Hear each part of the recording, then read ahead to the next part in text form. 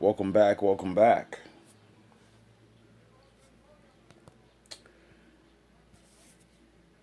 So, I got a little lesson to teach.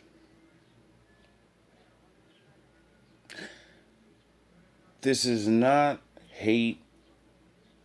I'm not mad. I'm mad, I'm triggered. But, like I said, Myron Gaines, this one's for you, buddy.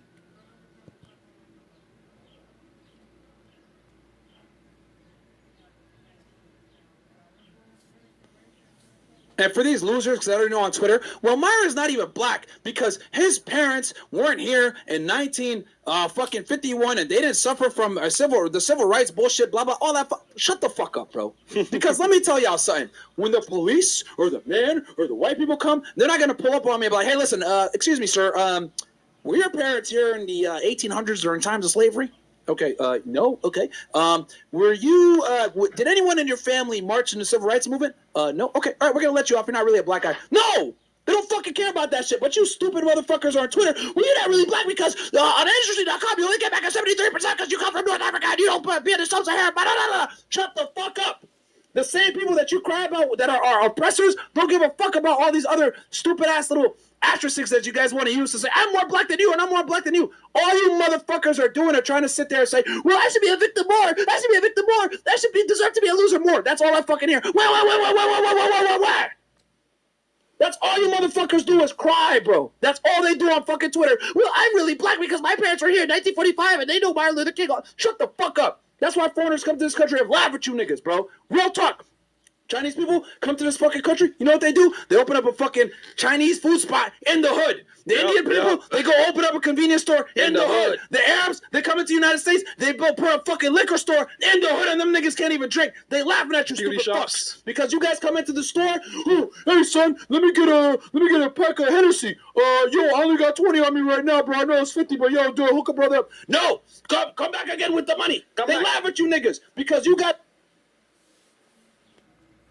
born here with the opportunity, and they're making a killing off you stupid fucks because you guys speak English, born here, raised here, U.S. citizenship, and you're still a fucking loser. Going into a foreign nigga store, buying the fucking alcohol, crying and complaining about why you're not where you want to be, but you're drunk all the time off of fucking Hennessy. That's the truth in the black community. That's the fucking truth. Oh, really?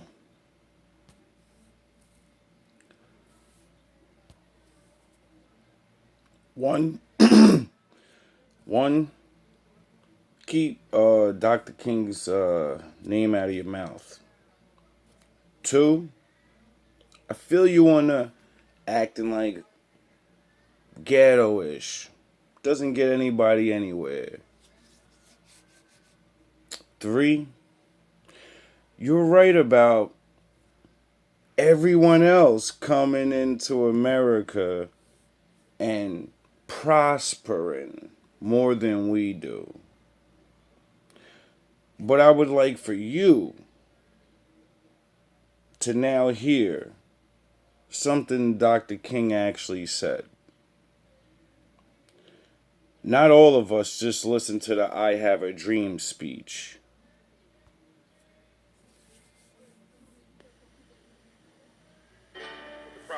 At the very same time that America refused to give the Negro any land, through an act of Congress, our government was giving away millions of acres of land in the West and the Midwest. But not only did they give the land, they built land-grant colleges with government money to teach them how to farm. Not only that, they provided county agents to further their expertise in farming. Not only that, they provided low interest rates in order that they could mechanize their farms. Not only that, today many of these people are receiving millions of dollars in federal subsidies not to farm, and they are the very people telling the black man that he ought to lift himself by his own bootstraps. And this is what we are faced with, and this is the reality. Now, when we come to Washington, in this campaign, we are coming to get our check. Oh, so they did all of that, basically gave all of yous a whole setup. Give you the land, teach you how to farm it, give you money to farm it, and then you tell me, pull myself up by my bootstraps. It's all economically and fair. Everything's fair. What are yous crying about? Nah, I feel you. I feel you.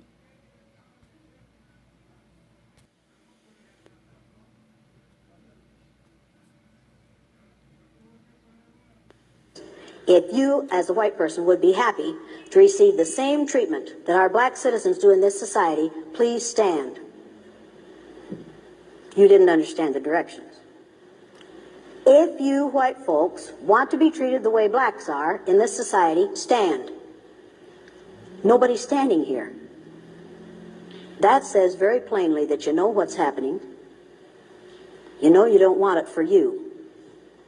I want to know why you're so willing to accept it or to allow it to happen for others.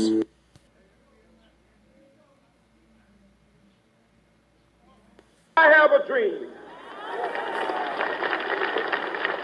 My 4 little children will one day live in a nation where they will not be judged by the color of their skin, but by the content of their character. I have a dream today.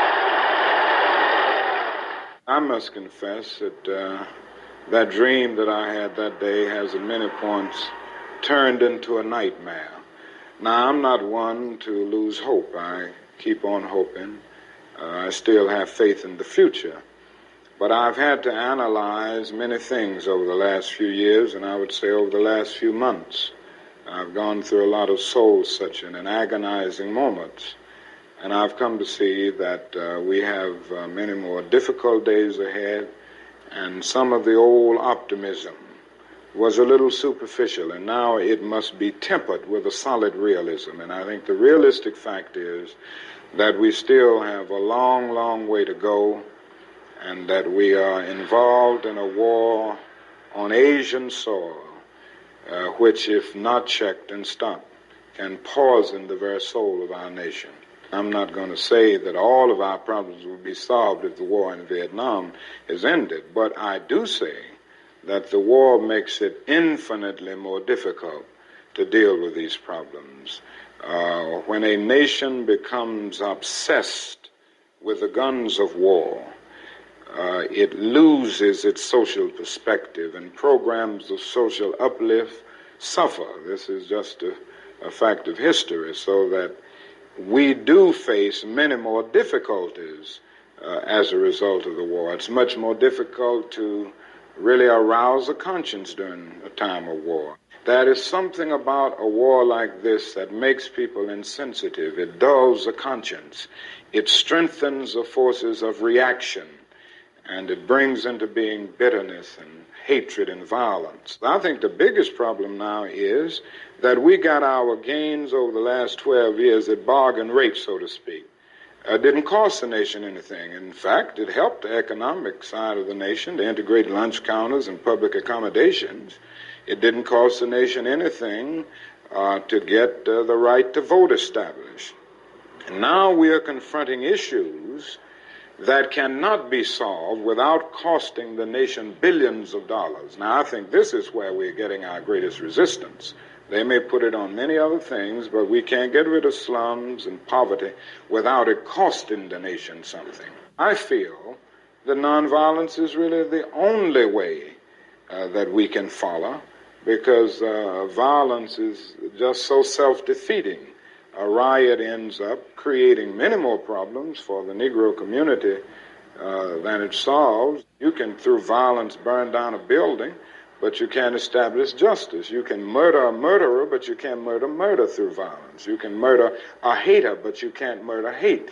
And what we are trying to get rid of is hate and injustice and all of these other things that continue the long night of man's inhumanity to man. When we allow freedom ring, when we let it ring from every village and and every hamlet, from every state and every city. We will be able to speed up that day when all of God's children, black men and white men, Jews and Gentiles, Protestants and Catholics, will be able to join hands and sing in the words of the old Negro spiritual, free at last, free at last, thank God Almighty, we are free at last.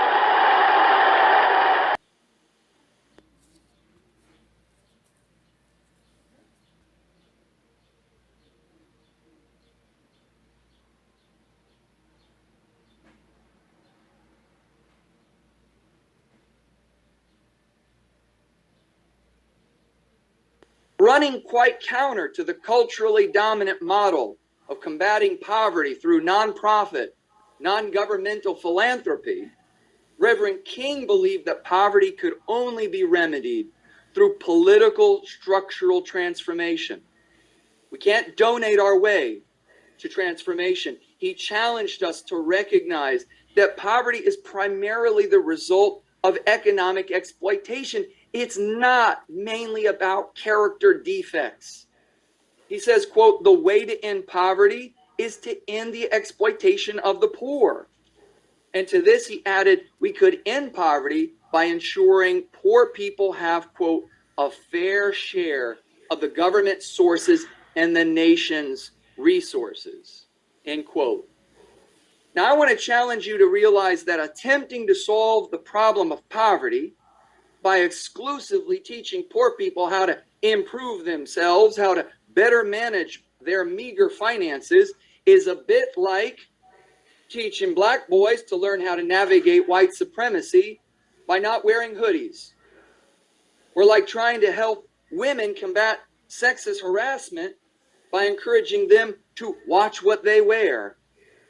And we all know that these kinds of suggestions fail to address the root of the problem, and they simply end up blaming the victim.